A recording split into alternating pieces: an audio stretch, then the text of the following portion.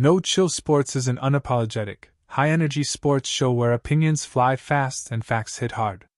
The views and opinions expressed on this program are solely those of the hosts and guests, and do not necessarily reflect those of any affiliated networks, sponsors, or partners. Content may include passionate debates, bold predictions, and unfiltered takes that some viewers may find intense or controversial. Listener discretion is advised. If you're looking for chill, this ain't the place.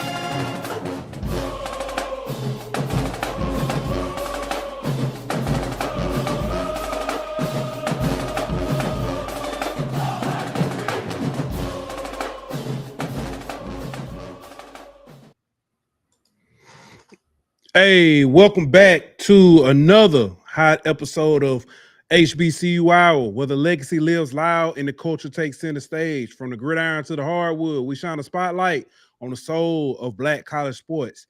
This ain't just coverage, it's a celebration. What's good with you, my boy? Man, what's up with you, dog? Hey, I'm looking forward to it, man. I'm looking forward to it. We got a good one tonight, man. I'm looking forward to it.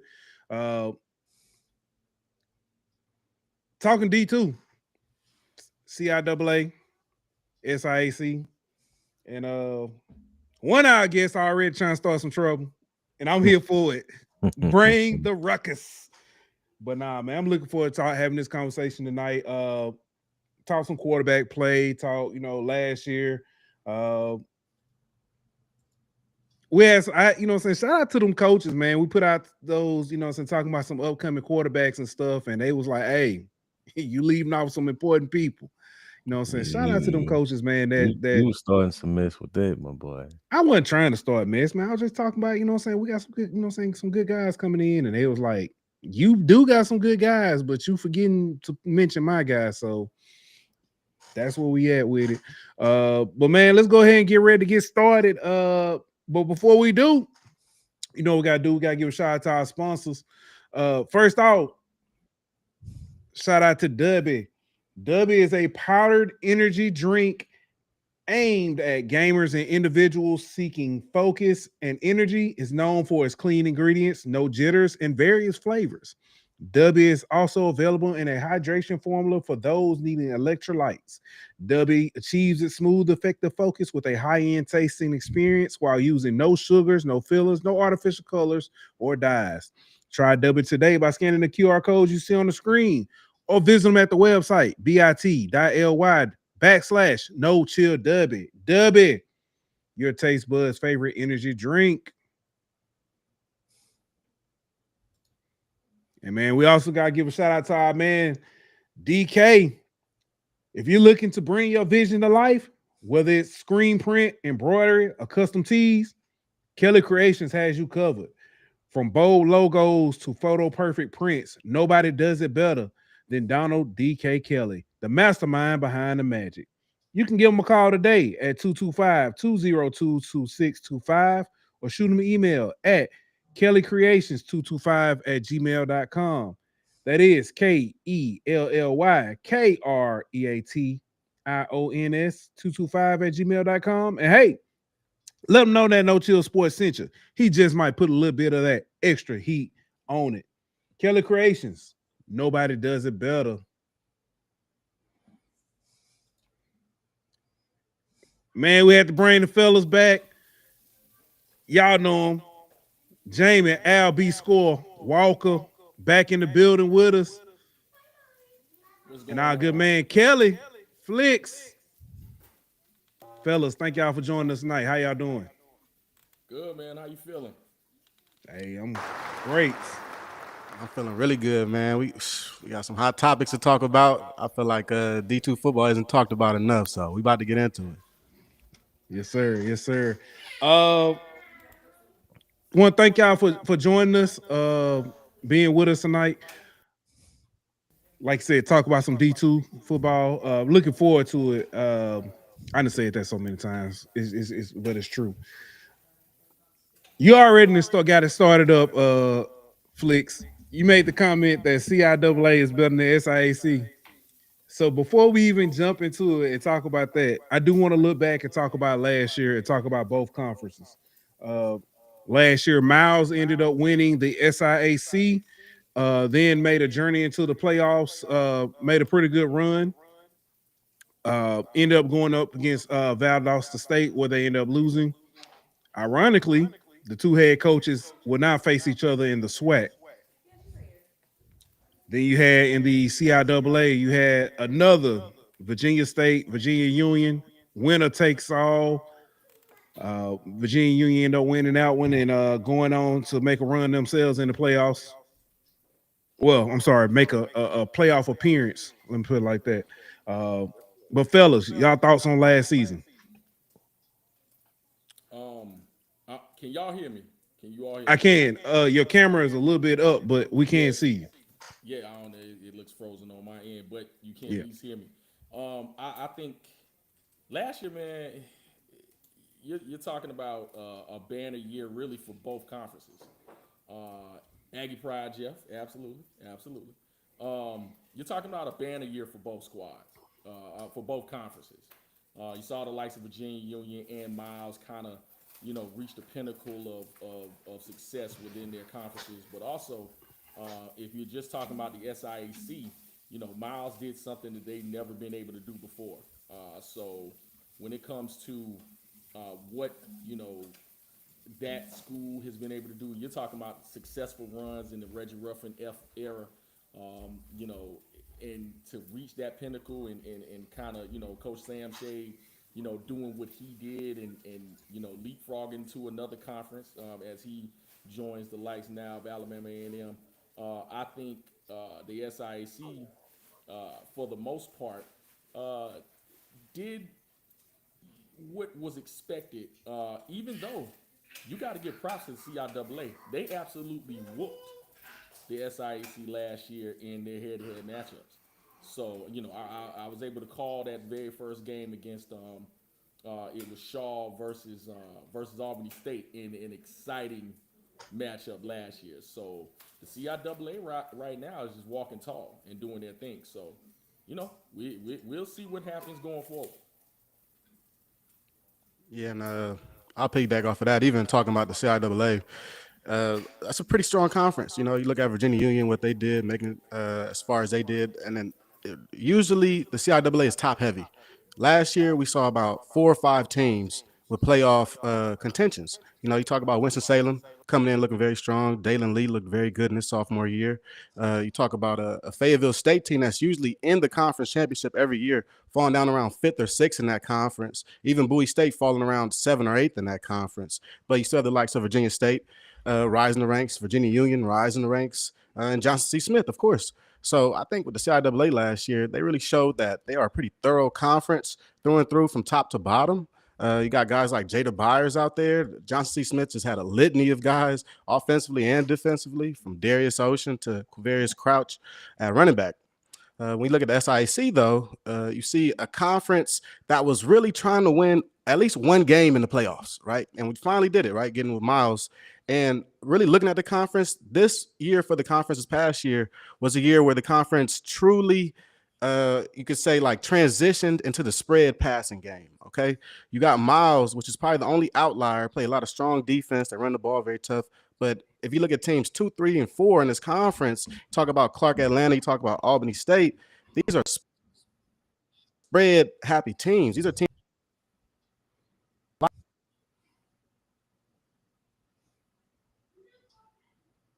Uh-oh.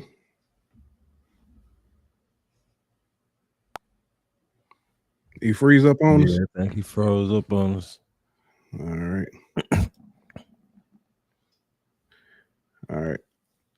Okay. Oh, he froze up, so he'll be back. We'll get him back. All right, Jamie, are you there? Can you hear us? Tonight is technical difficult tonight. It is. It is.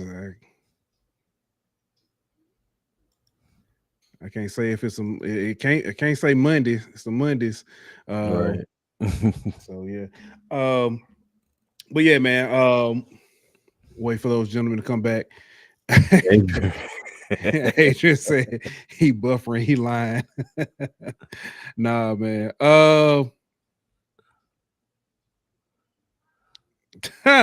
Jill says you gotta talk about the Lynn Street Tigers if you want over 300. That's funny.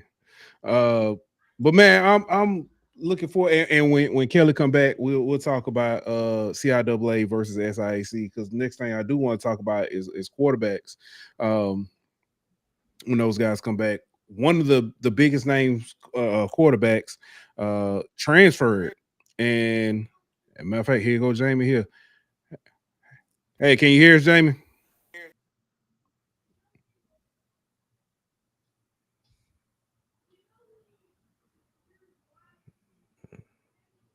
Yes, having troubles.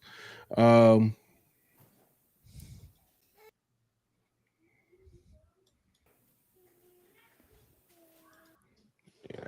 it's just difficult tonight. But as I was saying, I said one of the biggest names, quarterback wise, coming back, transferred, is no longer in the SIAC and moved to the CIAA. That would be Mr. Kevin Durham, who was at Fort Valley State, and he's now at Johnson C. Smith. So that's all. That's one we definitely look. I'm looking forward to talking about. Isaiah Knowles at Albany State, Dalen Lee, who's at Winston-Salem. And then we got Mark Wright, who is at Virginia Union. And there's one more, Bowie State's quarterback. Some top-notch quarterbacks that are returning, very productive guys. Let me see what Jamie. Jamie, can you hear us or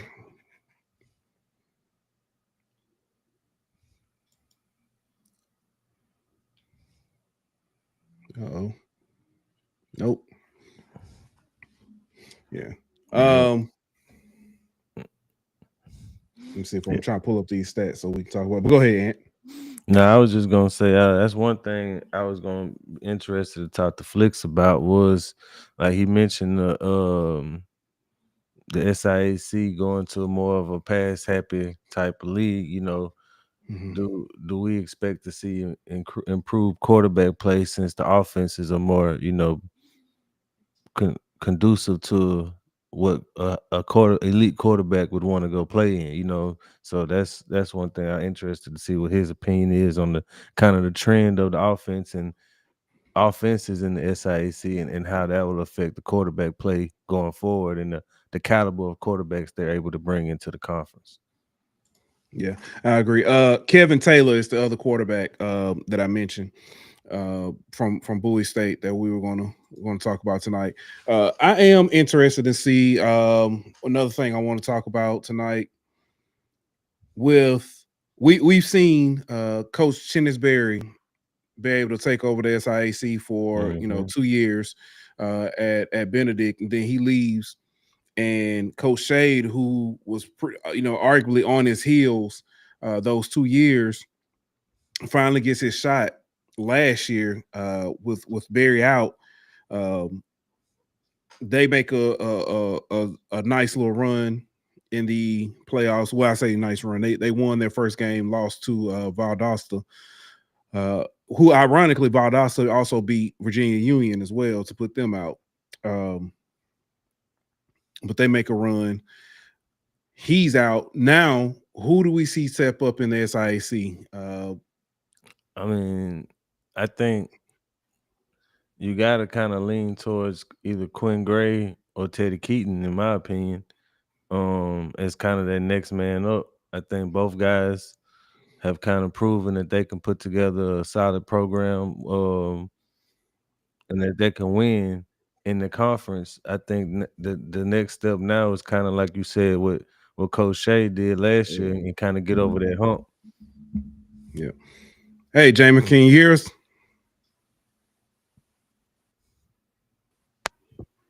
I can hear you. Can you hear me? All right. Yeah, we can hear you and we can see you as well. Yes, we got you. Got you loud and clear on our end.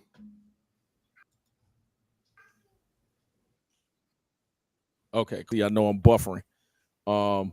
And I'm looking at the comments, man. Yo, Adrian and Jeffrey, man, y'all cold, man. Y'all are cold. Yeah. I swear we in So here. yeah. We were just kind of talking about looking back on last year, and we could just kind of I made the comment. We saw Chinnisberry, saying for 2 years, take over the SIAC. He leaves. Coach Shade at Miles steps up and gets his chance, and we say, who has a chance now? But before you answer that, we got our guy joining us. It's been a minute since we had him on. Been looking forward to us. Thanks for joining us. What's good, fella? Uh-oh, you muted. Look at Pimpin' Ken. I see you, sir.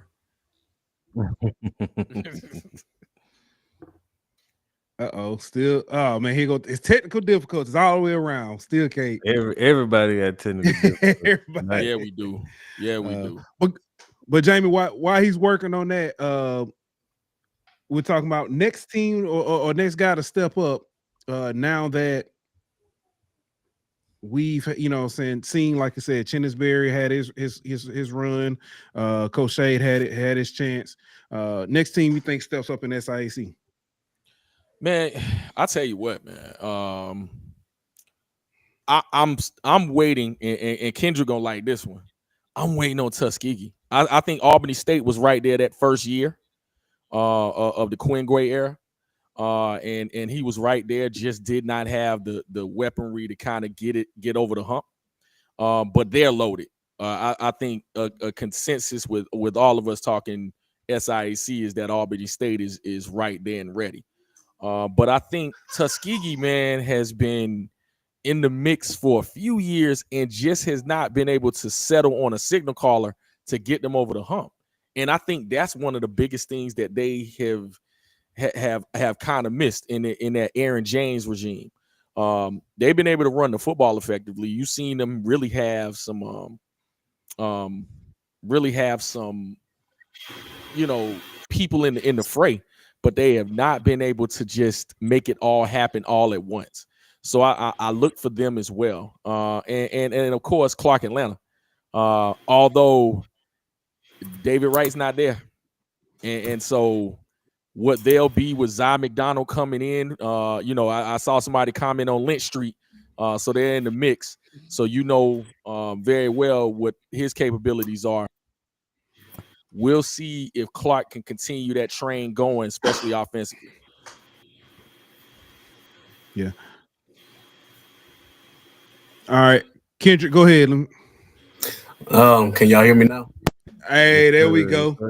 Okay. Hey, man, these preseason got to work out the kinks, man. Working out the kinks. But yeah, so I think I heard the question right. Who the next team? Well, first let me just say hello to y'all, man. It's almost back that time again. I'm excited. I haven't been as locked in as I normally am, but it's good. What's up, Jamie? Good to see you, sir. Got my man Kelly Flicks on here, so it's like a little reunion in here tonight. But next team up, I'm just gonna be honest with you. Who the hell knows, man? Who the hell knows? It's one of those things now where I think for the SIAC in particular, and Flicks and I and some more guys were having this conversation earlier. That turnover rate, not only with players but coaches in the SIAC, has been it's been one of those things. It is a learning curve. ironically, I think one of the coaches that I think was best equipped to deal with it, nobody else gave him a shot to hire him. And that was Vernon Brown at Lane. I think he showed us over years how to just historically manage a roster. And I think a lot of these coaches are learning it on the curve. I heard Jamie say that about Albany State. And one of the things about Albany State is it's good that they haven't been great because they've been able to keep most of their talent. And so you look at what their coach talked about, their continuity coming back. So I just think right off the rip, just for to be accurate as far as like for the paper, as far as paper goes, you'll say Albany State is, pretty dead set to be that first place to this their shot. And I also think for a couple of schools, man, this year it's put up a shut up for a lot of these coaches with a lot of these fan bases. I think even at Albany State, I mean, you follow SIAC closely. Last year, the AD had to come out and speak up for her coach. So that's the reason that Albany State fan base to me is the most intact fan base in the conference. And I'm saying that, people love to talk about Tuskegee fan base, but I think as we look at fan bases aging out and things, Albany State they had that continuity still there. And so their fan base, they expect to win. They don't care about Teddy Keaton being at Clark Atlanta. We lose to Clark Atlanta. What are you talking about? We don't lose to them. We don't lose to Miles. And that sentiment is kind of at Tuskegee too, where you see like it's go time for James. No matter what he lost on the defensive side, he got a new defensive coordinator coming in.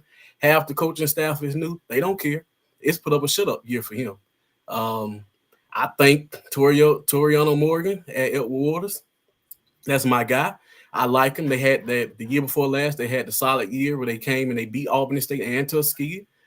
Then you come back the next year, you have a down year, and when you have a president that wants to win and an AD that wants to win like they want to win at Edward Waters, I think I don't think you can win 3 or 4 games and things be okay down there. I think there are some schools that where some coaches have to.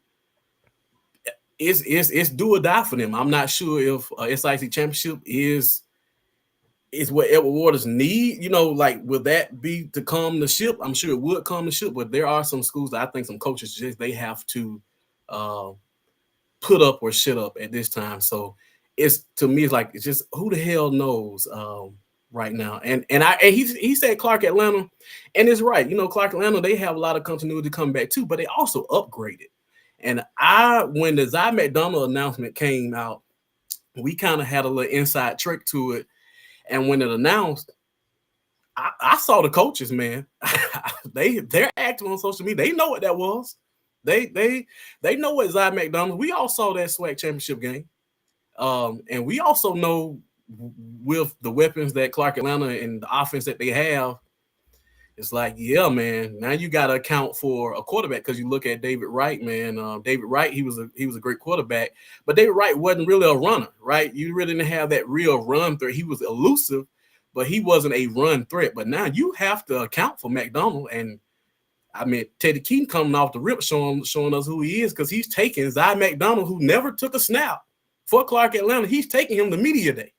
So he's putting people on notice like, this is my guy. You don't take a quarterback to SIC Media Day without folks saying, yeah, this is my guy. So, hey, it's the conference. It is what it is right now. Yeah, Flicks, you with us? Look like he's still there. Yeah. I don't know if he with us or not.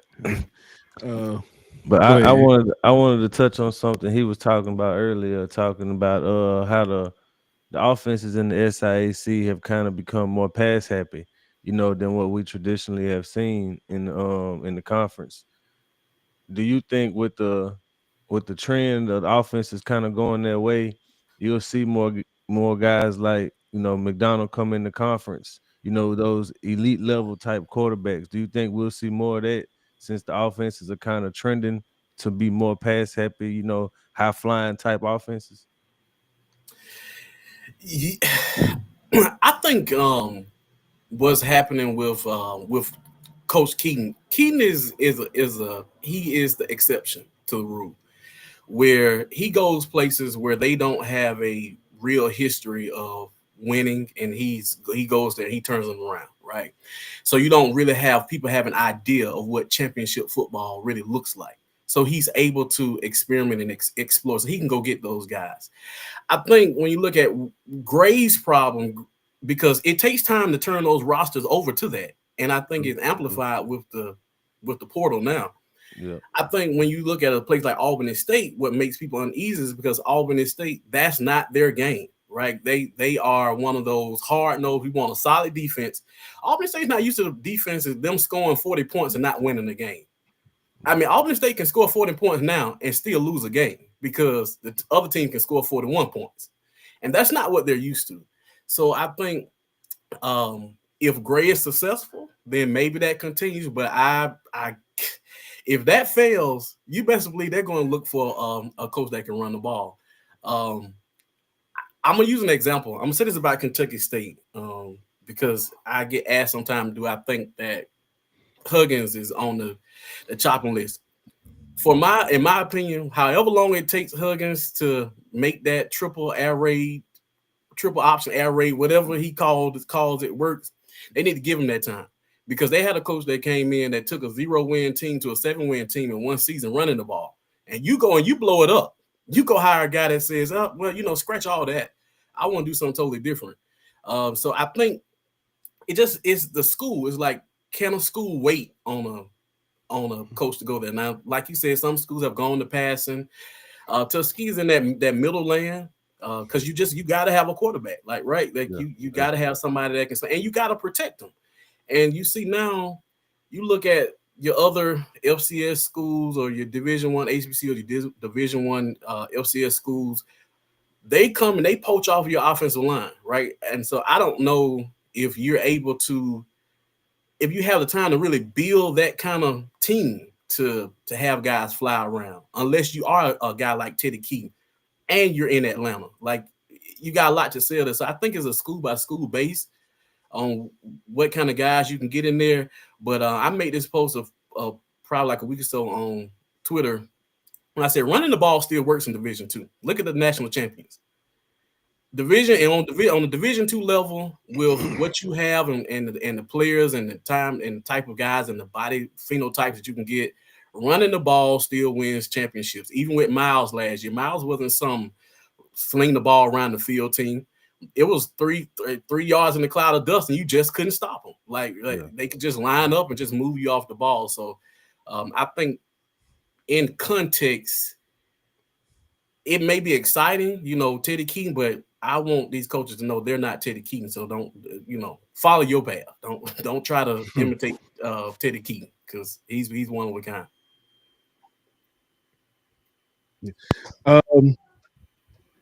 We talked a lot about the SIAC. I want to talk about CIAA. For the last few years, it seems as though, and I think this bam right on time. Can you hear us? Okay. Yeah, I can hear everybody. How do I sound? All right, you're good. We got you good. Cool. Came in right on time. CIAA. For the last few years, it seems like it's been a two-team race where it always comes down to the winner of the Virginia State game. We've had now. I say that with this caveat: there are several teams in contention. It just so happens to work out that those last 2 weeks, we seem to, it goes down to Virginia. I think it's some shakeup this year, and we're gonna get to the shakeup. But thoughts on the CIAA coming into the season? I mean, where do you start? You talk about Johnson C. Smith, you talk about an all-star team. You talk about Virginia State, you talk about a lot of grad players. You talk about Virginia Union, you talk about retention. So I think really with the CI, what they've been able to do with a lot of these veteran coaches is keep some talent, but also find ways to really maneuver in this new world of the transfer portal. You look at Johnson C. Smith and what they've brought in. They've been able to collect like all the gemstones that Thanos did to create a super team at Johnson C. Smith. So really, you look at guys like Brevin Caldwell that returns for Johnson C. Smith, and then you got additions like Armand Harris That's a 1,000-yard guy from Clark, Atlanta. You know, you got the top receiver from Tuskegee, Reggie Brigman, 504 yards. You know, you get Kelvin Durham, one of the top quarterbacks in the SIAC. And really what I see with the CIAA, they have transitioned from this run-heavy style offenses, and now they're starting to get with the newer generation of things. And I like what I'm seeing, honestly.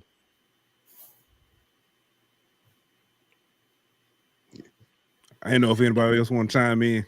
And gotta add Cam Williams too in the backfield for John C. Smith, that pickup from Miles. I thought that was big. To bring him in. Yeah, them boys, they kind of they stack at JCSU now. Yeah, I mean, you can go through the whole conference. I mean, I think Dalen Lee, the quarterback at Winston-Salem, is probably the best quarterback in Division II HBCU football. You know, you talk about a quarterback 6'4", 230 pounds, come back for his junior year.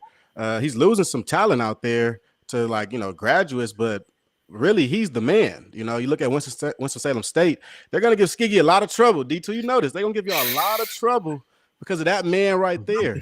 And really, he creates Winston-Salem to become a contender in the CI. So, you know, you go all through the conference. Look at Virginia Union. They lose Jada Byers, but you bring back Curtis Allen. Curtis Allen, he's no joke. You know what I mean? He's 6'2", 215, that running back. Yeah, 708 yards as an RB2 last year. So you got to imagine what he's going to do at RB1. The only questions really for Virginia Union is probably their quarterback development with RJ Rosales. But with recruiting, they added a lot of size, a lot of strong size in the interior D-line. They pair up 2 300-pound defensive tackles, one from Tuskegee, Terrence Mays, and Andrew Owansuma from Virginia Academy. So they're bringing in more size. You talk about Virginia Union, you're trying to make another run. It's going to start in the trenches for them. And offensively, you still got that athlete, Curtis Allen, back there. And defensively, you're still retaining your depth on the D-line. And that, to me, is what puts you in playoff football.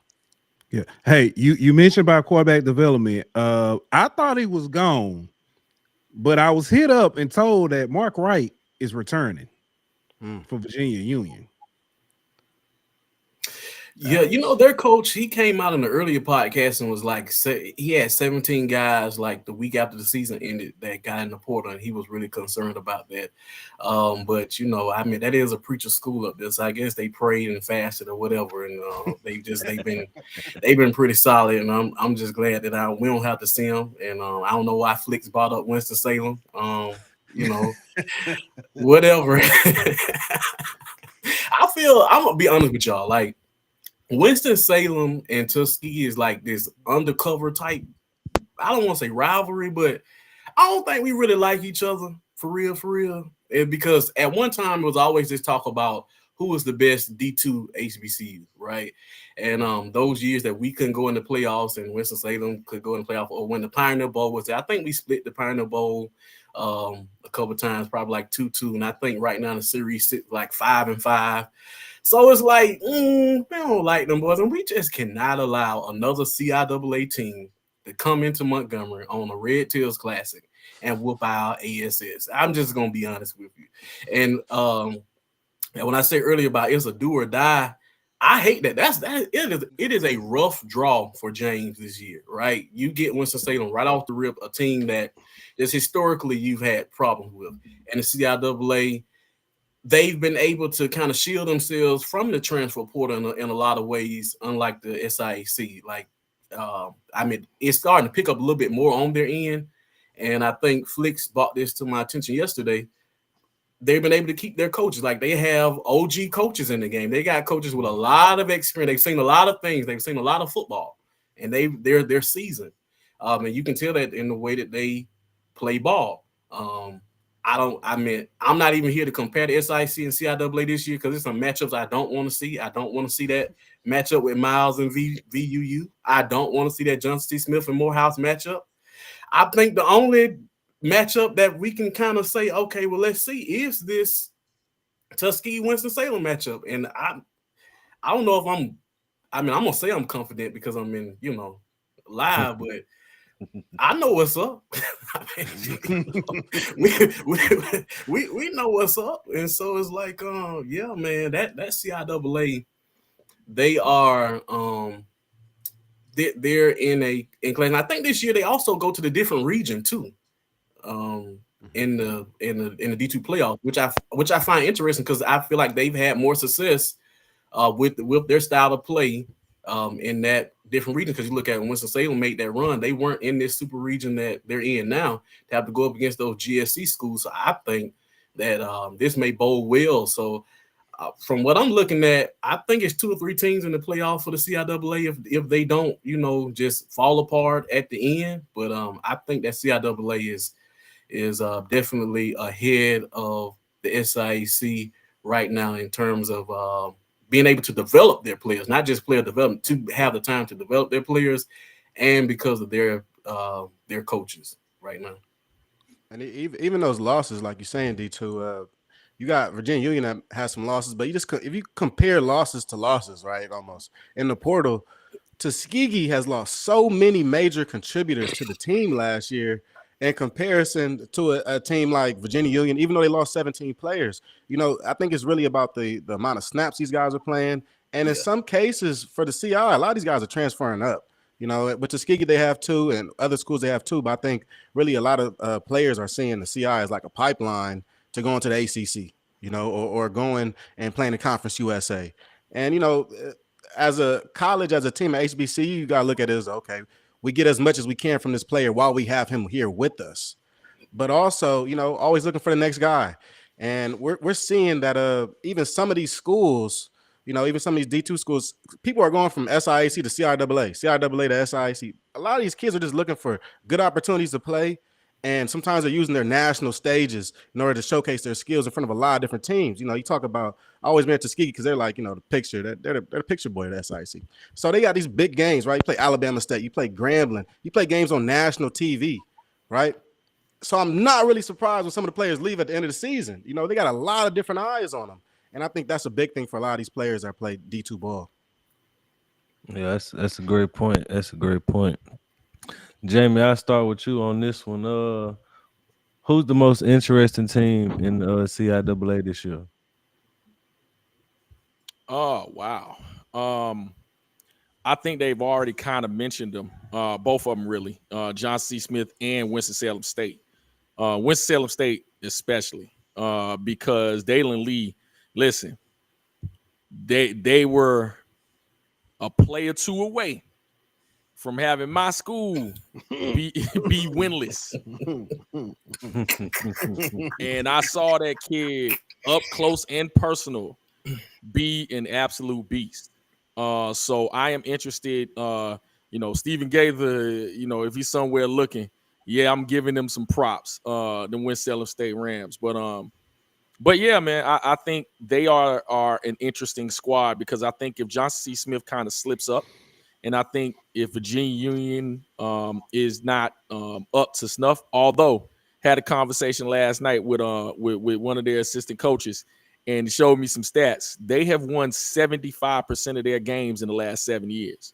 So Virginia Union is a juggernaut. Yeah. They come to play every year.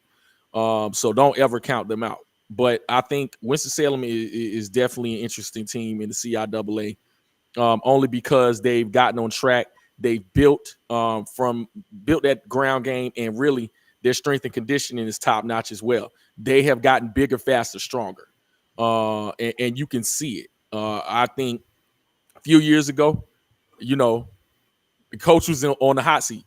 In fact, he was all but gone, and give him credit for being able to right the ship with that squad and be able to win some games. And now nobody wants to play that squad. So I'll be real interested to see exactly what they do. And both of you all, Flicks and Kendrick, y'all have dropped some gems, man. Because when you're talking about who's on the hot seat in the SIAC, I love Coach Morgan. Love him. But President Faison wants to win.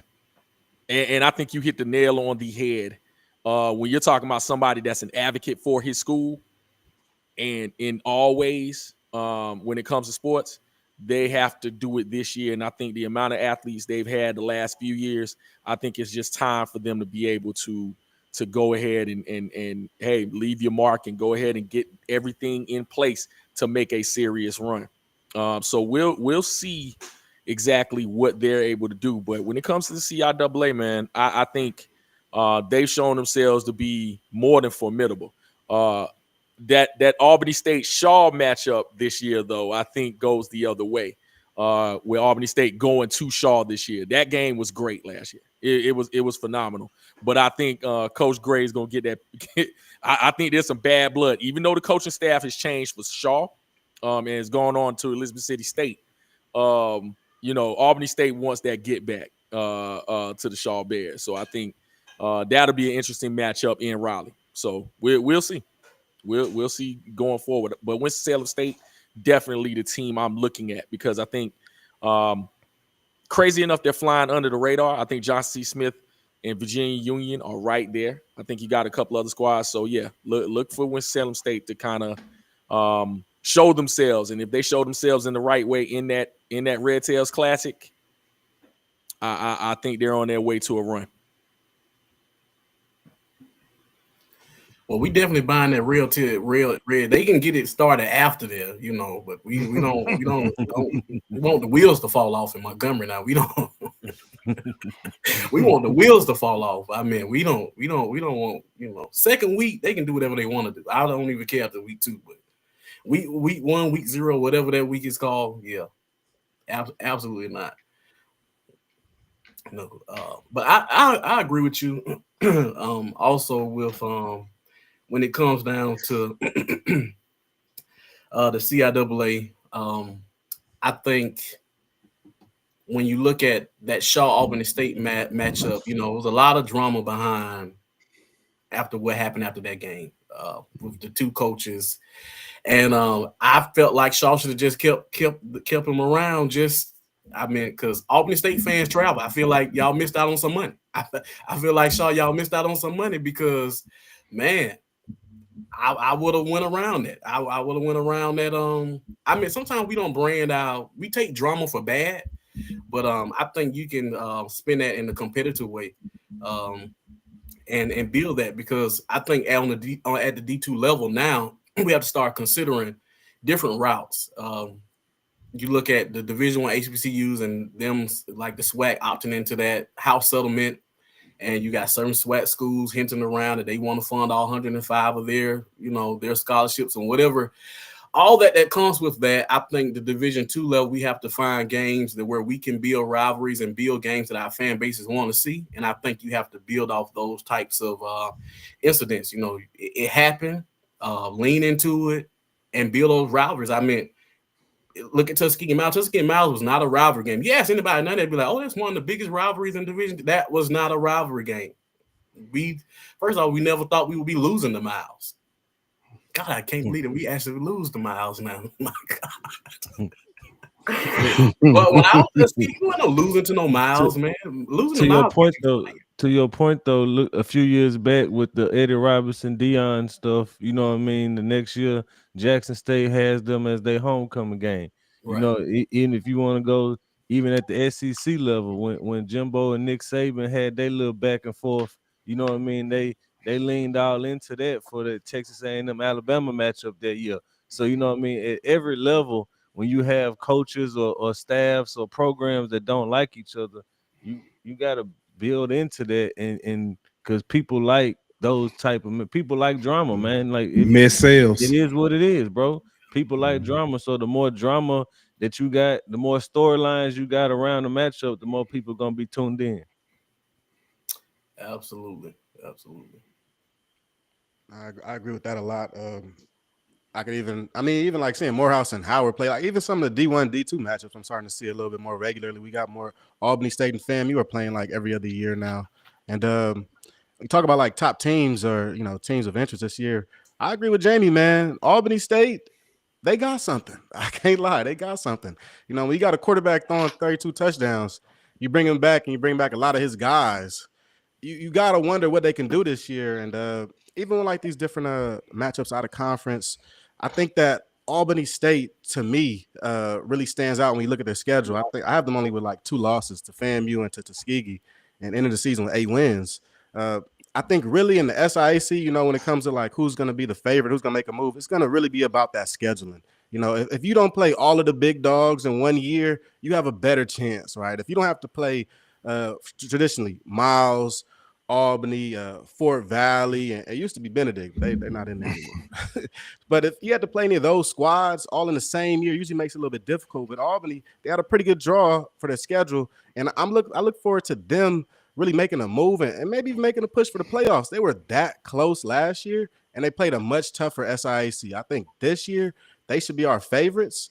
And moving through the season, I think they can make a lot of noise. You know, even playing FAMU has not picked a quarterback yet. You know, some of those things kind of ring bells in my head and make you go, okay. Because Clark beat Bethune-Cookman last year. You know, you got to be realistic about some of these matchups. Some of these Division I teams get. Uh-oh.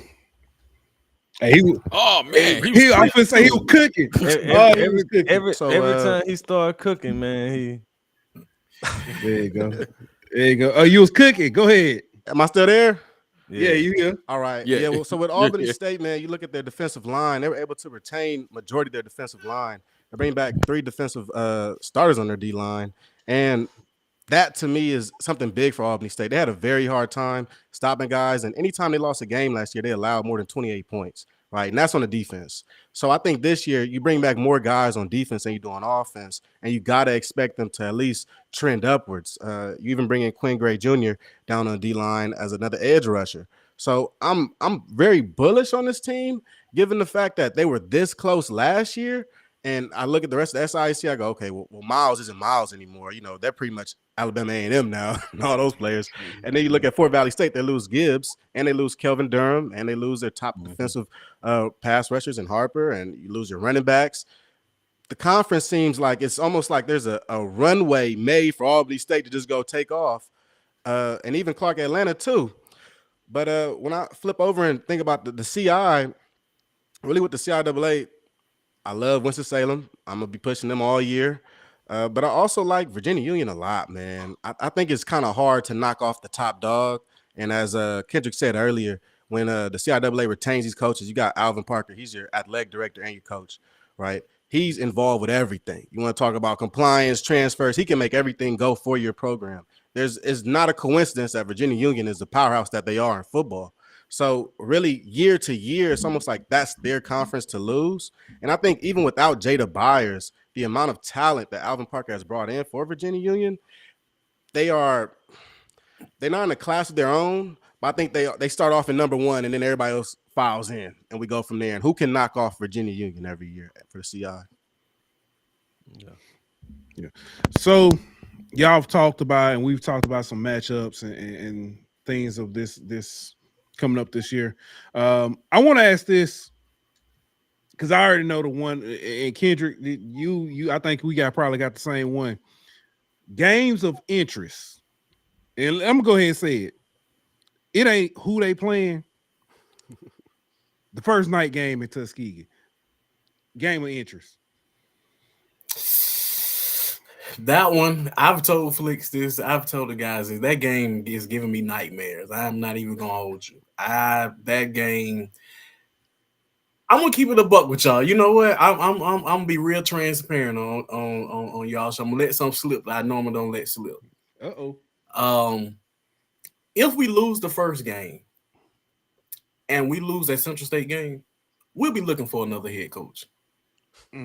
I don't know who the next head coach will be, but we'll be looking for another head coach because there's no way. There's no way because you got Jackson State the third week, so that's you're 0-3 going in. No, that's not gonna cut it. I'm gonna be honest with you.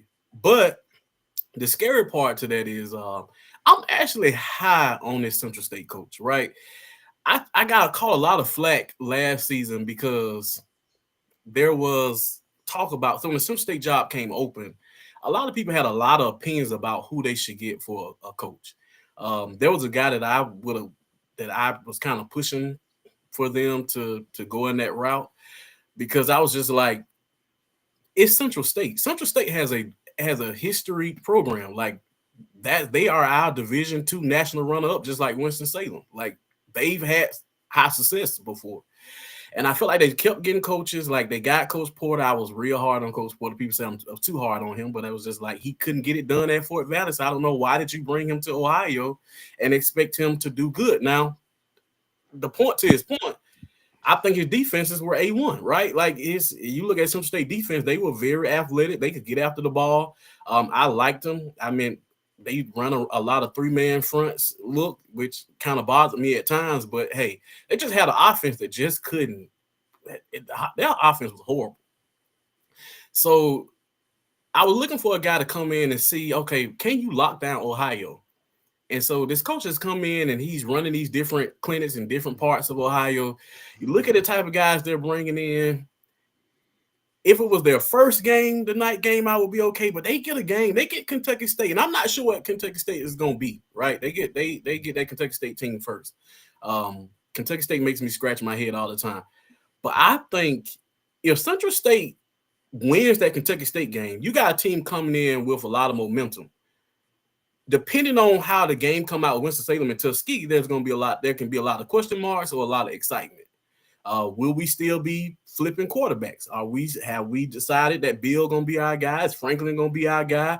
Or the quarterback that everybody's high on, the high school that kid they got from Florida? Like, there are a lot of questions. I'm telling you, when you see 10 quarterbacks on a D2 roster, just know it's a lot of question marks behind that quarterback position.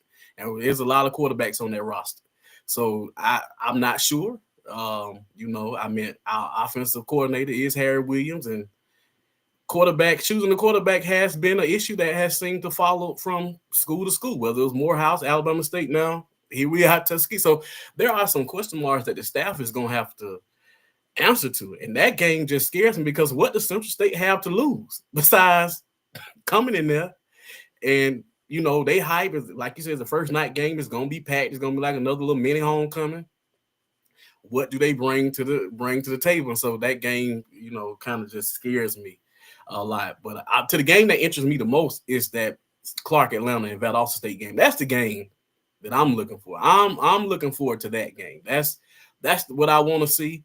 I continuously say that I don't see Clark Atlanta as an underdog in that game. Would that be the biggest win in Clark Atlanta's history? Are they able to knock off Valdosta State? Yes, absolutely. Last year, their biggest win, they knocked off a Division I school in Bethune-Cookman. Okay, good. Now, here you have a chance to knock off the national runner-up. They have a new coach. Valdosta State, they have their problems down there, right? Like, they're not even at their full allotment of scholarships. At least they weren't last year. I don't know what they've done for the new guy, but that's a whole nother conversation for another day. So Clark Atlanta has, like, everything goes in Clark Atlanta's favor. The biggest question mark of Clark Atlanta is Cole the defensive mastermind that people say that he is? Like, have they upgraded that defense enough to be able to stop team? Will Clark Atlanta be able to score? Yes. Even if they didn't get Zy McDonald, I think the guy that was that they had in that played in the spring game for Morehouse, from the clips that I saw, okay, yeah, but he can put it on the money. Like, he's good. Zy McDonald's just add that extra little oomph for them, and I think they're ready to go. David Wright was a great player. I think this Zy McDonald's adds a different element to what they can do. So I think as long as Clark Atlanta come out swinging, I think they can get that game. And I expect the same thing for Johnson C. Smith with Valdosta State. I'm really expecting Valdosta State should have 2 losses. You got 2 coaches that can win. They can recruit.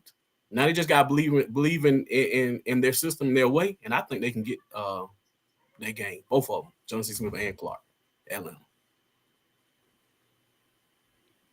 Yeah, I agree with that. I think those are the 2 biggest games in D2 HBCU football, the matchups versus Valdosta State. I mean, you're talking about a team that's a sitting duck. They made the national championship last year, but we all know how that goes.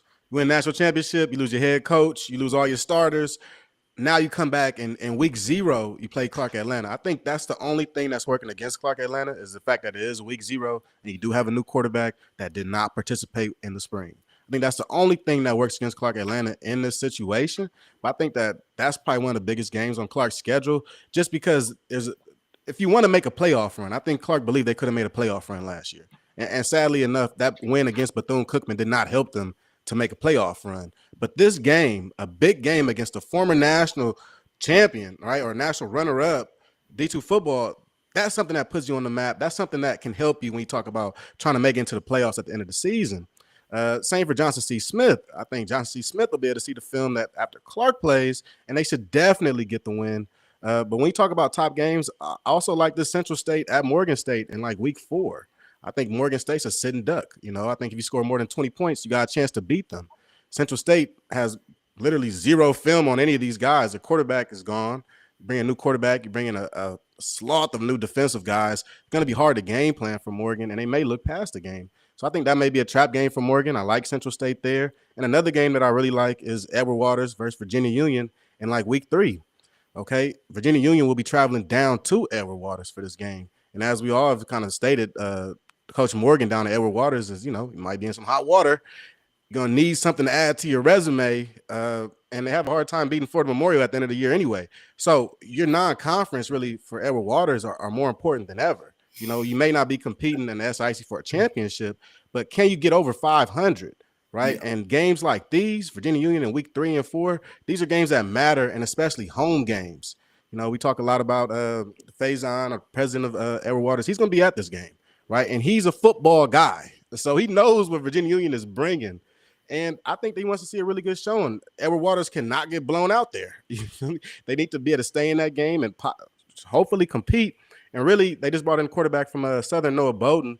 I'm expecting him to do some big things, right? He moves down a level. He has a lot to prove. So I think with Edward Waters, they may not match up well with Virginia Union, but I think that they have nothing to lose, everything to win in that game, and that's what's going to make it a great game. What's your thoughts on Delta State and Fort Valley State playing this year? I think it's kind of a chance for them to kind of see what that litmus test, kind of, so to speak, to kind of see where they hang among some of the better teams in D2. Normally, I would say, oh, go ahead. No, go ahead, Jim. Oh, normally I would say that would be a good litmus test, but with Fort Valley kind of changing over the Coach Watson coming in, Marlon Watson coming in, I don't think that team is where it needs to be for that particular matchup. They lost a lot. We talked about that earlier. And I think if it were any other year, if Coach Gibbs was still there and that team was still loaded, I think it would be a great test. But I think with that team kind of in transition, I think, it's not as sexy as it would have been if everyone was still in place. Makes sense. Yeah, and, I mean, I think last year they played, and Fort Valley actually had that game. I'm not going to hear harp on the refs those last 2 drives, but they kind of hindered them, kind of stalled 2 drives out that they had to actually kind of go and get that lead and get that win. I mean, they led a good part of the game, just couldn't pull it out. I was kind of disappointed in Fort Valley for not pulling that one out, but I think this year, with that being said, you got Delta State not really taking that lightly, right? You get Fort Valley last year to almost take you out. Delta State is another one of those GSC schools that they're having some issues as far as like their enrollment, trying to get their university up. And so as we talk about athletics being our front door, they also know it too. So, there's a lot of pressure on those coaches that, hey, you got to win, because the GSC is kind of, they're holding on for dear life. This was once a storied conference that they're not used to this place they're in. And so you see them, because even when you start talking about the week 0, I remember years ago when there was a push for week 0, those conferences were like against a week 0. But as those conferences now start to wane out, it's like, oh yeah, we need a week 0. And so now they're open to planners because they got tired of having to travel to Colorado and some of these other places to try to find D2. Like, we can just play these guys, in our area and not these far rides. So that game for Fort Valley, to just repeat what everybody else has said, they've just lost too much. I don't know what to expect from this Fort Valley State team. To be honest with you, I've said the last 3 years, I think Fort Valley should have had an SIC championship in this last 3 years with the amount of talent. And you see like where those guys went, they were loaded. you know, those some of those offers and what those kids went to, and I mean, just sheer, you go back and look at it, and I think yesterday I had a little time to reflect, and I was like, maybe Fort Valley underperformed a little bit. Because just talent for talent, they might have been the most talented and overall team in the conference. Because even when you look at, even though Miles kind of dominated and went undefeated, Miles, they had a weak special teams. You know, field goal kicking was just off. It cost them some games. It cost them the West Alabama game. It cost them to be able to stay in the game and hang around with Alabama State. And then the offense was just at times kind of bland, right? It wasn't, the offense was not exciting. And you look at just the weapons that Fort Valley had, and you kind of look at, and Fort Valley was one of those teams like, you hit Fort Valley in their mouth, it take them a while to kind of catch back up. But then when they decide to play their own, because even that Clark Atlanta game, Clark Atlanta punched them in the mouth, but you put another minute and a half on that clock. Clark Atlanta does not leave Fort Valley with a win. And so you kind of saw that, and sometimes that would catch up to them. But this Fort Valley team, I don't know what to expect from them. In my opinion, and this is no knock to their new coach, I'm sure he'll get down there and do great. With what they had, I was looking for them to promote from within to try to keep some of that talent. Like, they were just too talented to just blow it all up the way that they did. And a lot of those guys got in that portal late. So I feel like some of those guys were kind of waiting around to see who you were going to bring in. And I think they had a lot of coaches that they probably could have given that job to and kind of, you know, held on, because I think they had an SIC championship level team that was able to come back. And so I don't know. I think it's going to be one of those down years for them.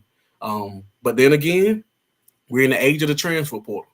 You can go get guys that play snaps, and you know, he might put it together. So I don't know. Yeah. So you said they should have had an SIC championship in the past few years. So I'll go ahead and ask all y'all this. Who getting the SIC championship this year? Who the favorite?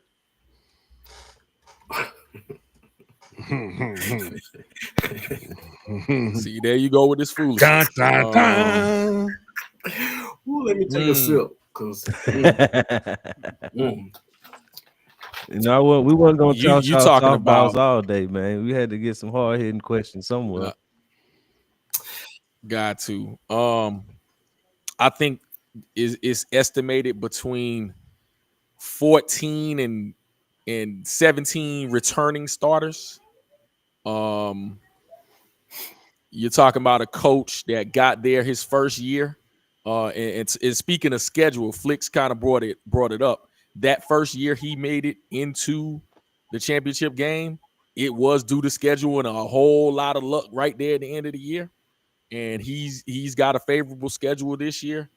If he cannot overthink it, because as much as we like Quinn Gray and what he was as a quarterback and what he probably likes to do in throwing that thing around, you got the likes of Tion Weish and company in that backfield.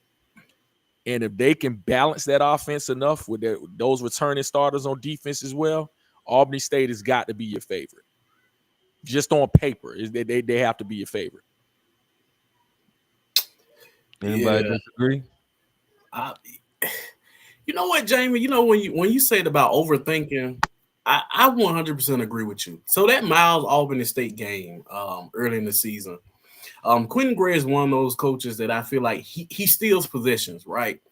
And I felt like he got there, he finally got something going against Miles, and I felt like bro just overthought that drive right before halftime too much. I'm like, bro, if you score here, I don't think Miles has the ability to play tit for tat with a team, right? Miles they just lock you down. Like, they just, you know, hey, I don't think Miles could have gotten a scoring competition with Albany State and won that game.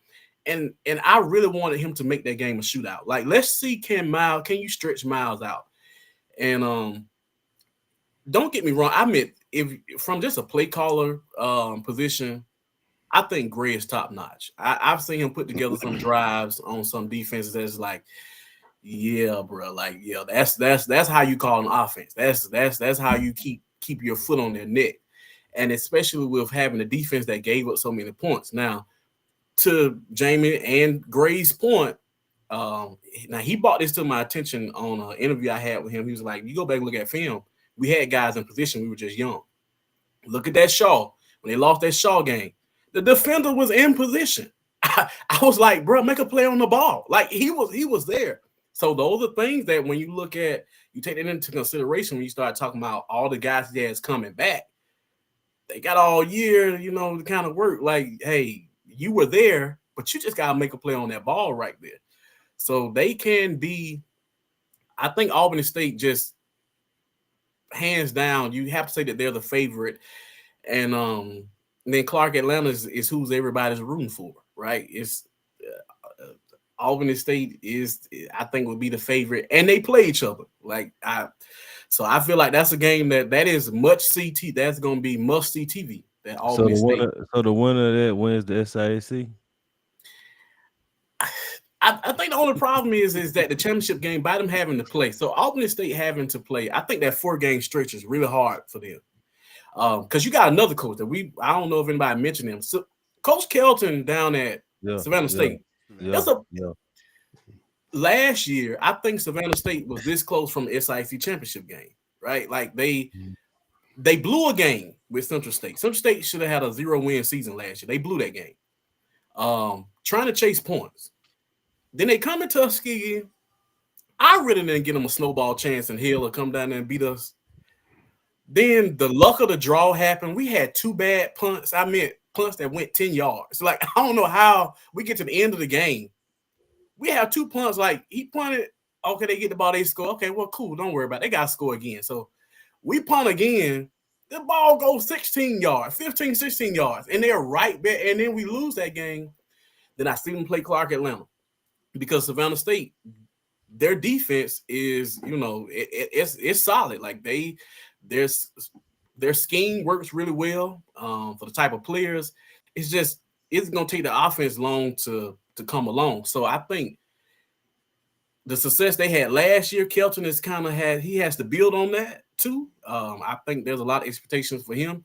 And so for Albany State, you got that stretch where you have Clark, Tuskegee, Benedict, and Savannah State.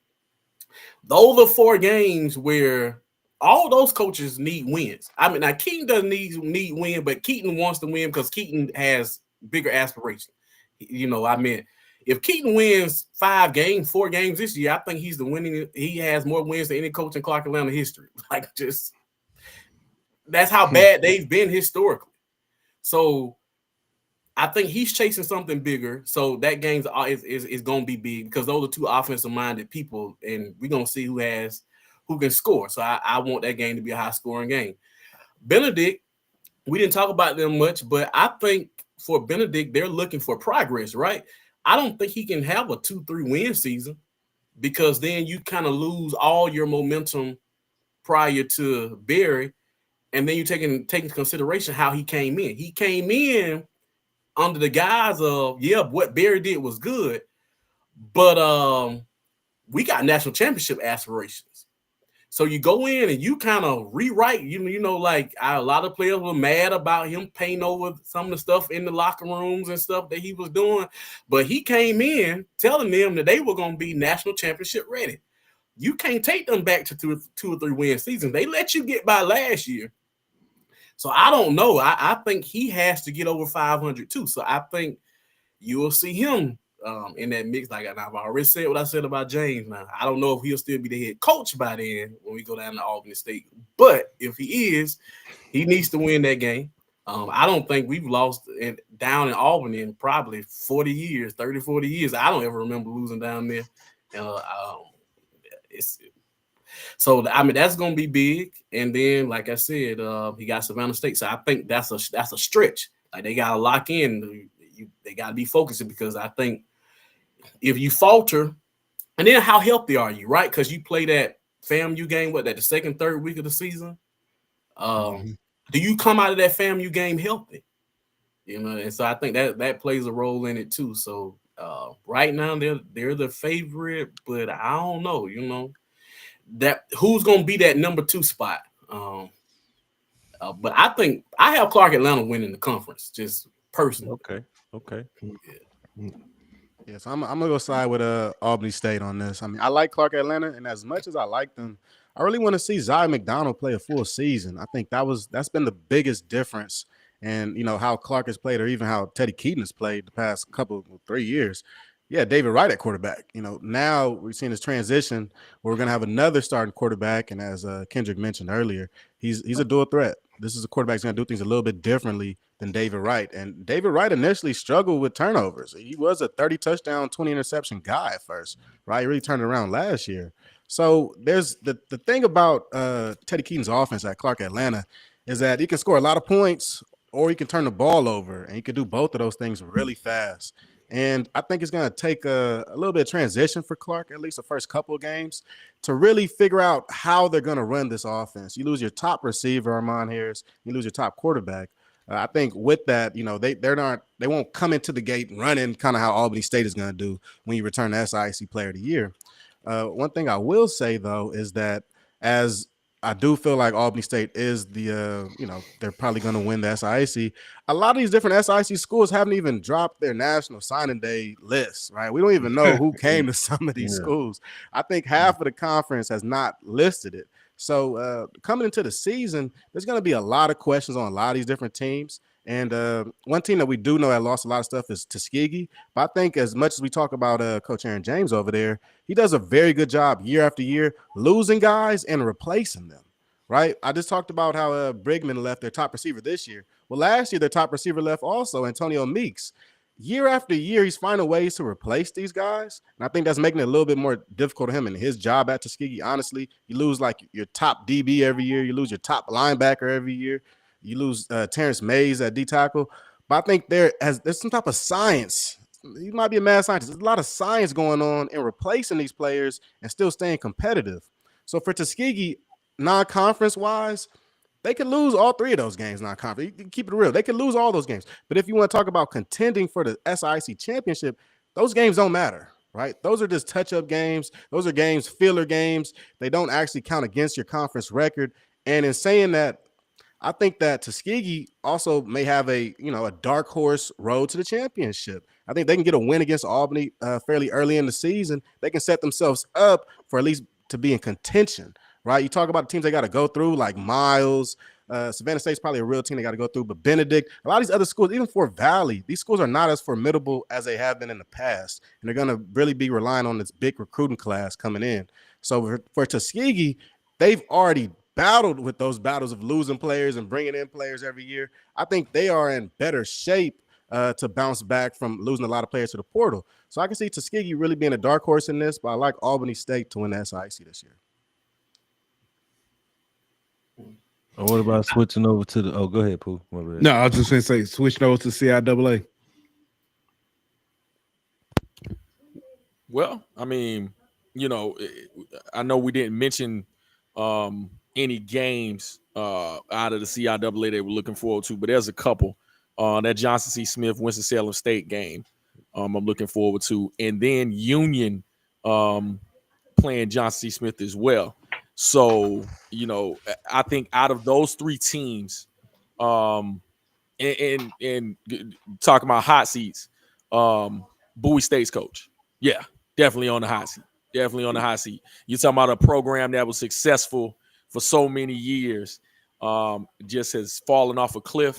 Look for, they got to do some things this year, and we'll see if it can happen. But I think Johnson C. Smith is the favorite right now.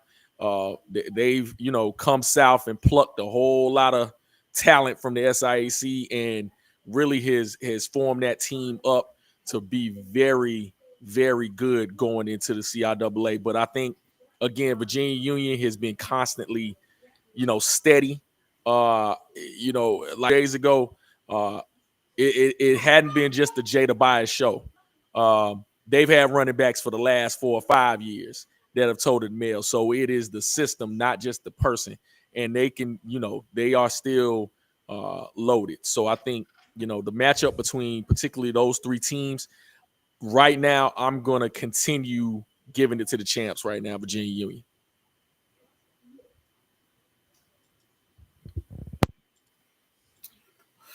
Yeah, I'm on I'm gonna agree. I'm still gonna give it to VUU because you're the top dog until somebody shows you that you're not the top dog, right? And so I'm just kind of giving it to them. I think it works. The the thing is, when you start talking about that Johnson C. Smith team, they got a lot of talent to combine. But there's one thing in common from a lot of those places that they got guys from outside of the Cam Williams guy. They were teams that just couldn't finish, right? And that was a John C. Smith problem last season. They couldn't finish. So you got you got some kids from Fort Valley State just can't. I mean, you're the superior team to Albany State for the last 3 years, and you only got one win. Like you're 1-2 for those three teams where you were the superior team, and so we have to see. Durham is my guy. I like Durham a lot, and I told him a couple weeks ago, like, hey, handle business this season, right? I want to see you be that guy. I think you're in a system now where they're going to allow you to be that guy. Be that guy. You go back to that year they lost to us in the Red Tails Classic. Like we were running away with the game for a minute, and then they came back, and with probably like a minute some left in the game, he throws his 70-yard dart down the field. That's the Durham I want to see. That's the Durham that I'm expecting to see. You got the weapons around you. You got the trench players that's going to be able to protect you, because now last season at Fort Valley, they were a little light up front as far as like his protection. So I think he's out of place where they have to prove it. Like, what's the excuse for John C. Smith now? Like, so it's going to be scheme. Can they mesh well together? I mean, you got all these players that have really balled and battled against each other. Now you're talking about meshing these players together. How does that look? How does it look? I think it's high risk, high reward type of thing. So we'll see. But I'm still Virginia Union until somebody proves that they are better than their system. I'm not gonna lie to you. The CI is gonna be a slugfest this year. You talk about, it's like putting a bunch of heavyweight fighters up in a small room and cutting the lights off. It's like that's what's gonna happen in the CI this year. I really feel like these are probably some of the best teams in D2 football are gonna be going up against each other head to head, week to week. I couldn't name too many non-conference games because most of their big non-conference games are against D1 opponents. Talk about like Bowie State and Delaware State. Talk about like Virginia State and Norfolk.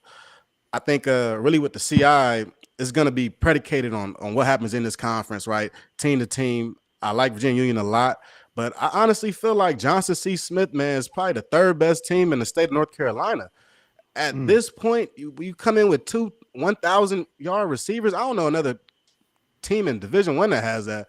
So I really can see that Johnson C. Smith, with a win this year, right, in the CI, winning the CI, would change the trajectory of this conference. I feel like they have already begun to get away from the run-heavy offenses and now start to adopt more spread offenses, more RPO, more quick passing, more downfield passing, and less of this rollout smash concept thing. But the fact that Virginia Union has owned this conference, usually the winner of the conference dictates to the rest of the teams how they play ball and how you win and how you excel in football. So I think this is really like, kind of a clash of the Titans thing where you go, okay, Virginia Union is still Virginia Union, right? This isn't like Benedict where they fell off, right? This is still a very strong team. And for them to lose, it takes another very strong team like Johnson C. Smith. We're going to see these teams play during the season, which will be super interesting. And I'm not going to lie, on paper and right now in July, I'm going to go with Johnson C. Smith winning the CIAA just based on the fact that I think they have the most talent in this conference. And when you talk about the CIAA, you talk about the SIAC, a lot of things that happens, a lot of something that usually happens within the conference is that players get hurt throughout the season, right? What is your depth like? How much depth do you have at certain positions, whether quarterback, receiver, running back? And I look at Johnson C. Smith as one of the deepest teams in Division II football. When I talk about this big slugfest, you still got teams like Winston-Salem State that's going to be slugging. You still got Virginia State that's going to be slugging. And then you always got the outliers like Fayetteville State and Bowie. So that makes for a very tough in-conference schedule for a lot of these teams. I think that none of these teams are going to come out undefeated. They'll probably have 1 or 2 losses going into that conference championship week. And in the end, I think some of the biggest matchups that we see throughout the season are going to dictate who plays in the conference championship. So give me Johnson C. Smith. Every time. Look at you, man. See, that's not The right. devil busy, man. He hear him cooking. There you go. There you go. Oh, you muted now. Can't hear you, bro. You muted, Kel.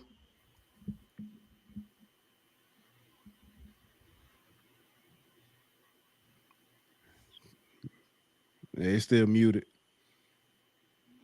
Check your mic. Make sure it ain't on the actual mic that's muted. This will be getting me every time.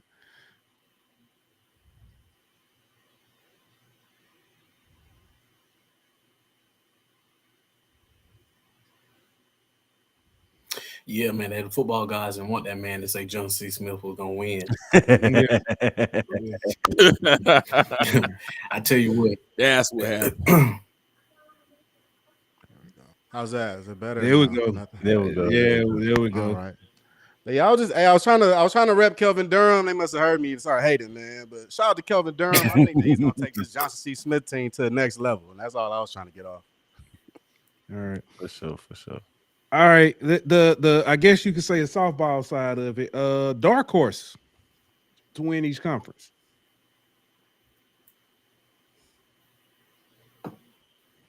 Wow, man. Dark horse in the CIAA. Wow. I have to, near my hometown. I'm a because they're always in it. Finally broke through and won it a few years ago. But Fayetteville State, man. Fayetteville State. They're always there. Always just around in the surface. They, Coach Hayes and crew always just kind of, they go with a similar formula. They run the ball, play good defense, and are always in games. I could very well say the same thing about Virginia State, who I think we're probably forgetting about as well. They always have good squads. But I would say the dark horse out of that, I guess we mentioned them so much that they wouldn't be a dark horse, but Winston-Salem State being the dark horse out of the teams we're talking about, probably the third one, but I think they slip up on some folks this year as well. For the SIAC, I think the dark horse.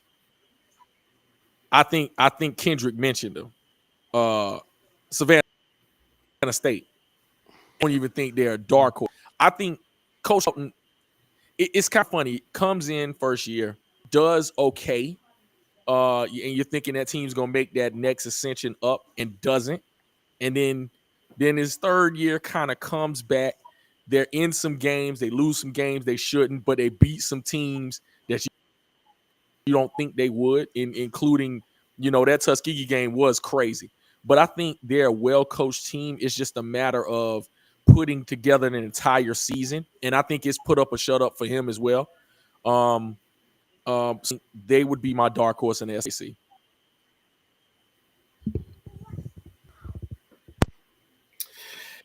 My SIAC dark horse is drum roll Miles. That's a black as hell horse. Yeah, that's midnight. That's a purple black horse. God, oh. Yeah, Miles.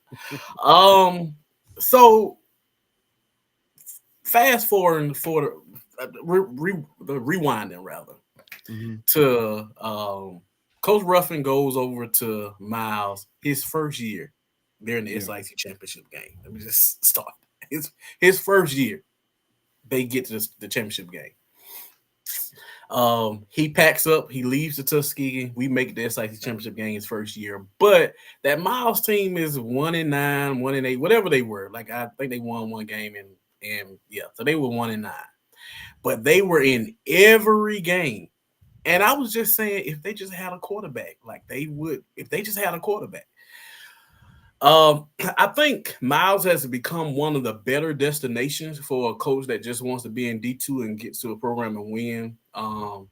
Some of the things that you can do at Miles that you can't kind of do at some of the other schools, as far as like getting kids into the program and getting them eligible, like getting them accepted into college and let them go to summer and or the fall, and then you got them for the next year. I think that is a benefit to Miles, and I think that is a place where coaches can go and kind of show off what they can do. I think if you follow the mold that Sam Shade was in, Sam Shade, he turned over those stones with those high school players, and they developed guys. And I think the coach they bought in, although I wanted them to hire Trent Richardson, and I still want them to hire Trent Richardson, but they hired another guy that I've heard nothing but good things about him. Like I promise you, like the high school coaches, and when you get the high school coaches in Birmingham, there's a lot of talent in Birmingham. When you get the high school coaches in your area talking highly about you, they're gonna give you some guys that can go. They can put some guys that may not, can go D1 at the moment, but they give you some guys. And so he's kind of been around, and the staff that he put together, I'm curious. They have some wiggle room.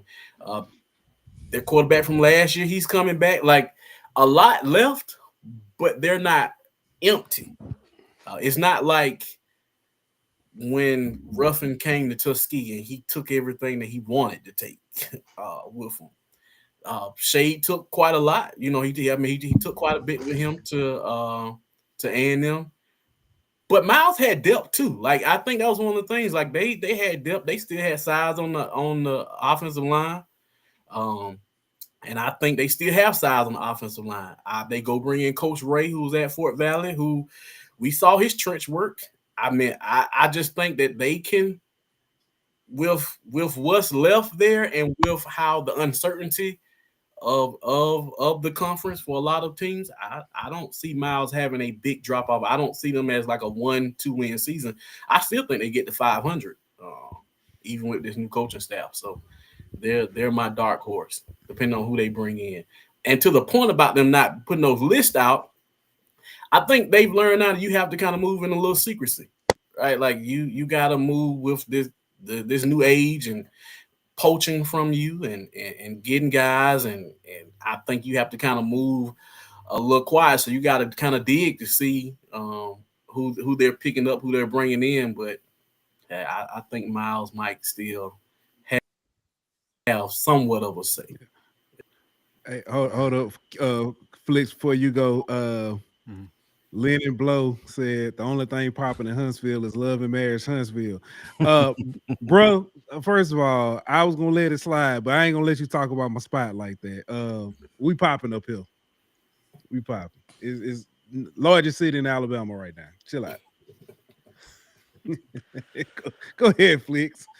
I'll stick to the SIAC, and this is a team that, I mean, I wrote them off last year earlier. Kentucky State, man. The first couple games, they come out, lose to Virginia Union 7-49, get blasted the next week 0-50, but they end the season going 5-1.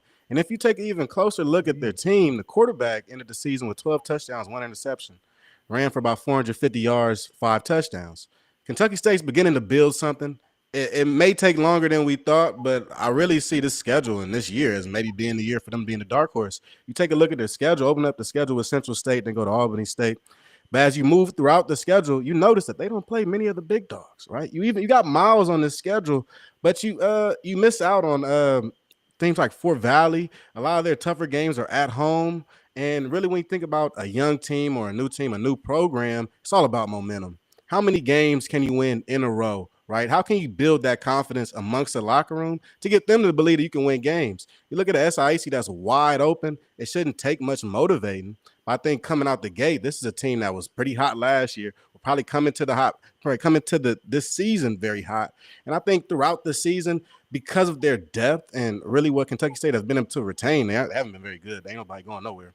So this is a team that really is like almost as sharp as a knife, right? You don't want to touch it. You don't want to play Kentucky State this year. You know, you talk about the SIAC. I'd rather play Fort Valley than Kentucky State right now. So that's going to be my dark horse in the SIAC. For the CIAA, I was trying to find a dark horse. I really was. I even looked at Bowie State, but their schedule was treacherous. Like they schedule treacherous. Fayetteville schedule is also treacherous.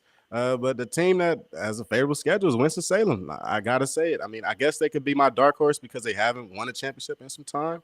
But even seeing their schedule and what they have as a team, I think they can win upwards of 7 to 8 games this year, which is very good for Winston-Salem, whether they make the conference championship or not. You talk about program building.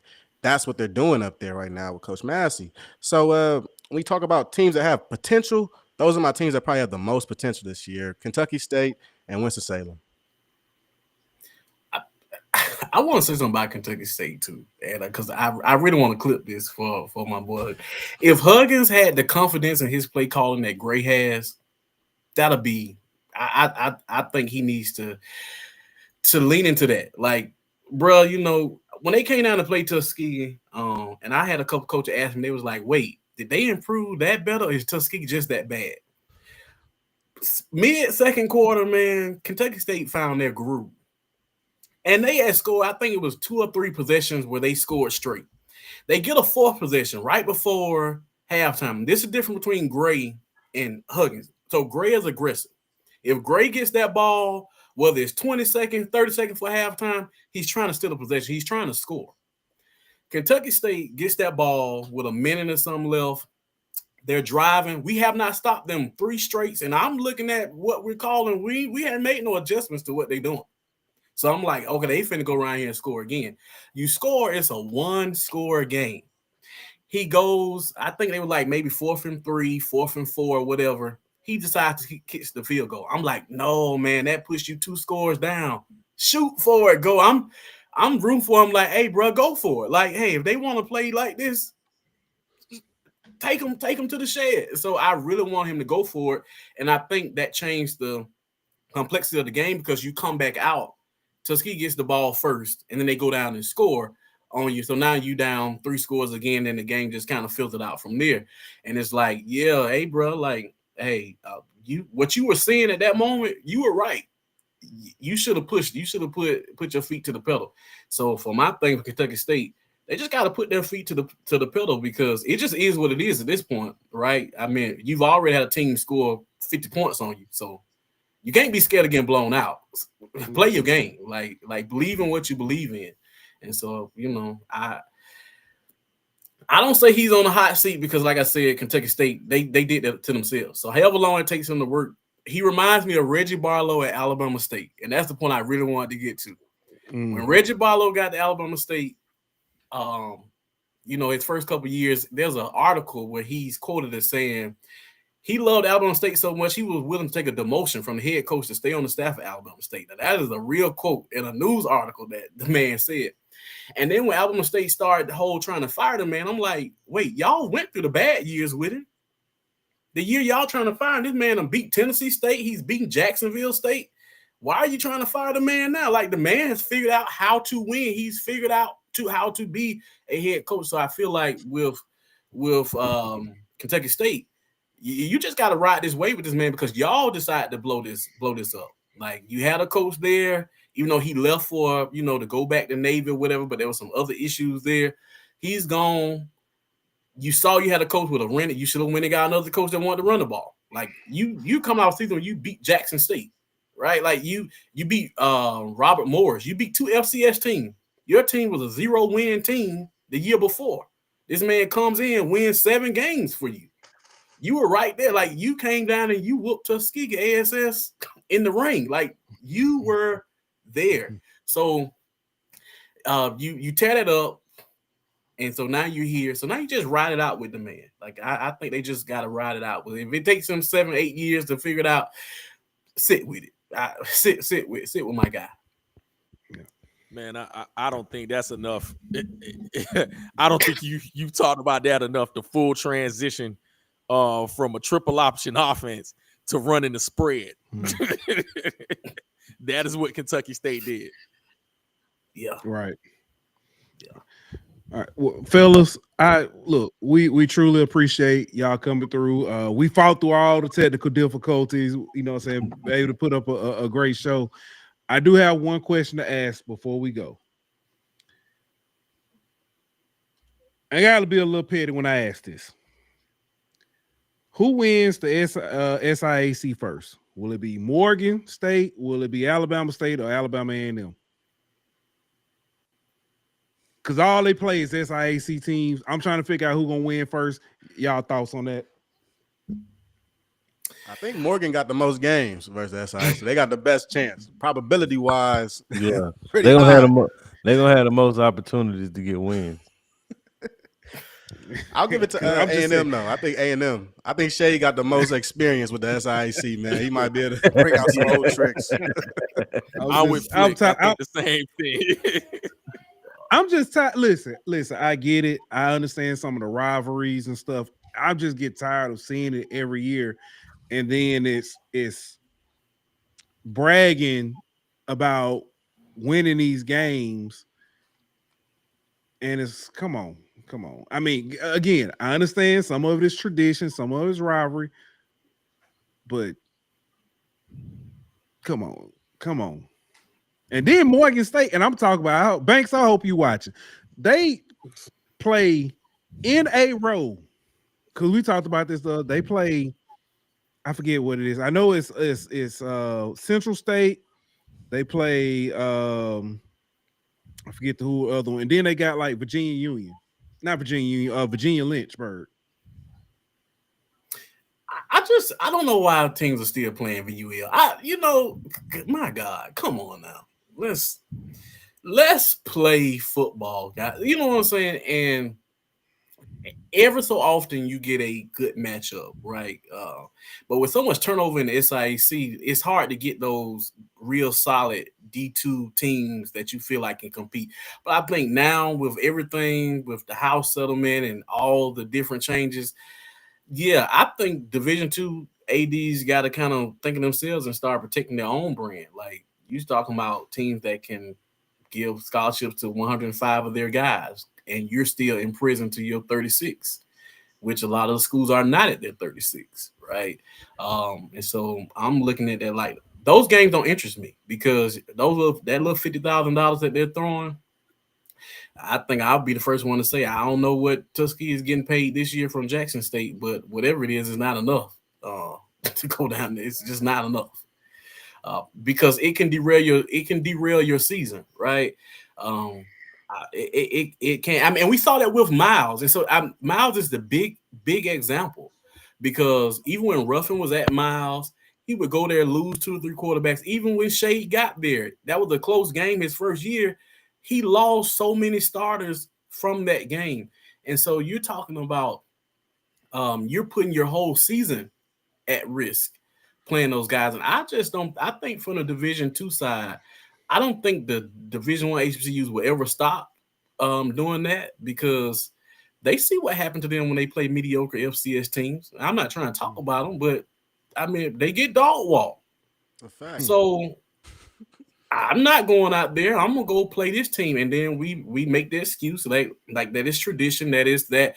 I mean, what tradition does Central State and Morgan State have? Right? There's no tradition there. There's no tradition of that. So why are we even why are we playing these cat and mouse games and just say it what it is? I mean, and if that's the case, then they should be compensated fairly. We should know when Missouri played Ferris. Was it Missouri played Ferris State last season? It was all out in the open how much they got paid to play that game because everybody knew this was a money game. So if we're gonna start hosting by it being a money game, it don't mean hey, if you want to pay me $150,000 to come play, yes, I need that much to come play. And I think the ADs at the D2 level, they have to value their worth and value that their players first instead of start taking some of these games that they're taking, to be honest with you. I don't know how much time we got left, but I mean, I'll make a quick point. An AD told me a few years ago, once the MEAC shrunk to 6 teams, that it is incredibly hard to schedule for them. It is incredibly hard to schedule. Yeah. So when you see those types of games, it is typically do the last resort type situations. It is literally just trying to fill your schedule. So you know, I think that's part of it too. And it's unfortunate, but it's kind of the business we're in right now. So I'm not gonna give Morgan State too much grief. But it is part of it. That's collegiate athletics at this point in conference tourney. Yeah. I ain't gonna lie, I'm gonna give them grief. I'm looking at the schedule right here. So they got Central State, Miles, Georgetown, then VUL. You know, you look at something like that. You got okay. Come on, scheduling doesn't happen just every 6 months. They done did this years before now. So even to see stuff like that is a little silly. But really, it's the thing that gets me about these D2 D1 matchups is that they really don't count for either team if they win, right? If the D1 teams beat the D2 teams, it don't matter. It's null and void to the playoffs. If the D2 team beats the D1 team, it's null and void and doesn't go to the playoffs. So you basically could play NAIA school at this point. It's almost like you'd rather have a bye week than play this game. And for D2 schools, playing an early game against a D1 school is not ideal, right? We see it FCS versus FBS all the time. You know, you go Delaware, go play Maryland, get beat up in week 1 or 2, and now the rest of the season they struggling. I think that if you want to talk about like somebody did like a blueprint for, I think Tuskegee does a very good job. If you go, let's play Bama State at the end of the season. Season been over, almost a month over. We're gonna play this game now and make some money. That makes more sense than playing versus Grambling in week 2. Right, when you still got a lot in front of you, you still got Albany State the next week or Fort Valley the next week. It almost seems as though teams are maybe more committed just to the pride of still playing these teams rather than venturing out and really taking the time to go seasons before and actually trying to find a good matchup. Because I'm tired of seeing Grambling play Northwestern State, East Texas, Commerce, or what's the new team they just got? University of Texas, Arlington. They just their first year of playing football. Why would you schedule them? But Prairie View is playing them. So really scheduling across HBCU football, you see some kind of weird things. But the D2 versus D1 matchups have really proven to do a disservice to both squads if it's not a rivalry. And now that I see that new settlements coming out where you got 105 scholarships versus maybe 36 scholarships, I think we'll see less and less of those matchups because at the end of the day, nobody want to lose 50-0. Okay, Faison don't want to lose 50-0 down at Edward Waters. It looks bad. It gives you it's a black eye on the program. And if you look at the history of usually the teams and how they play each other, usually a lot of these matchups are close. Tuskegee and Alabama State have a very close matchup, right? You talk about wins and losses. But now in a different world of college football, it's going to be very skewed towards Alabama State. So I think if you're an AD, if you're a president, you got to look at these games, look at them twice and really go, okay, how important is this game on our schedule? Do we need it or can we take the bye? Because now with Division II football, you have the week 0 game. You could put byes on your schedule now. You don't have to take these games. Yeah. I do want to put this because ESPN and it has nothing to do with kind of what we're talking about, but with the House settlement stuff, this is it. Very interesting. There's a bill right now in front of Congress that will bar schools from using student fees to pay for college athletic programs. So it's going to be very interesting to see how things play out from here, especially with the in the HBCU diaspora. Well, look like D2 might be expanding. Yeah, there you go. But fellas, again, thank y'all so much for coming on with us. Kendrick, man, it's good to see you, bro. I know we had to have you on last year. Jamie, as always, you know what it is, and look forward to seeing you at Media Day, possibly. And Flicks, it's good to have you on as well. Y'all wealth of knowledge is greatly appreciated. Before we go, y'all go ahead and let the people know where they can find you. Start with you, Jamie. Man, yeah, hey, you can find me on Twitter at Sport Voice JW. I'll be at Media Day, probably with an outlet. We're getting all that confirmed now, but you'll see me there. Make sure I'll put that information out there. But and definitely calling games during the season for the SIAC, and who knows, other conferences as well. So just stay tuned. All right, Kendrick. Yeah, so you can follow me on Twitter at D2HBCU Football. You can follow me on Instagram or any other TikTok or whatever at Skiggy Historian. Also want to shout my boy out, Just Josh Sports. He does a really good job covering SIAC. So if you want to, know more about, well, just not SIAC, D2 football in general. But Just Josh Sports on Instagram and D2HBCU Football on Twitter. Check us out.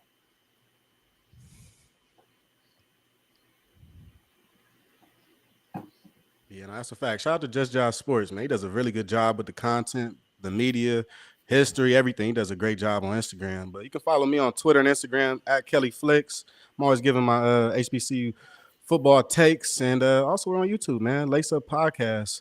You can go check that out. We'll be on every week. Now that we're coming back, I'm about to drop my top quarterbacks list. What's going to consist of Division I quarterbacks and Division II quarterbacks, and we'll get into the kind of like scheduling and predictions for this season. It's super big. Season's around the corner, man. I can't wait to talk more football with y'all.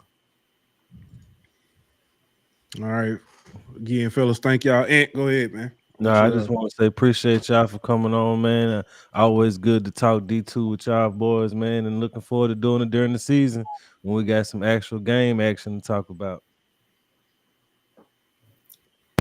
Absolutely, man. Appreciate you. All right. And that's actually this concludes our season previews, man. Preseason previews. We'll be back on the 15th. I think it's the next show, actually. Let me check that schedule. That don't look like. That's right. No, that's right. Yeah. We'll be back on Tuesday. Special show. We'll be doing the preview before the SWAT Media Day. Just talking about expectations and things like that, and then we'll go from there. But until then, like that, we are out. Give my theme music.